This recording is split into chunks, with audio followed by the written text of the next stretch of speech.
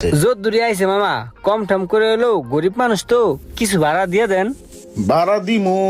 আচ্ছা ঠিক আছে, থামাও, আর ভাড়াটা দিয়ে দেই।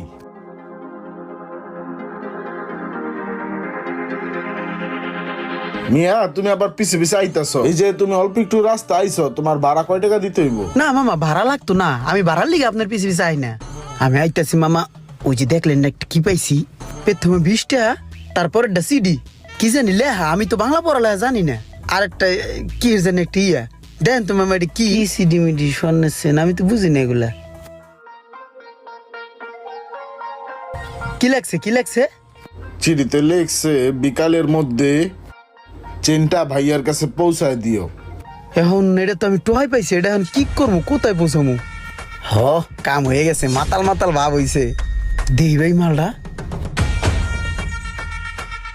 ভাই আপনার কাছে মোবাইল আছে? আছে। দেন তো।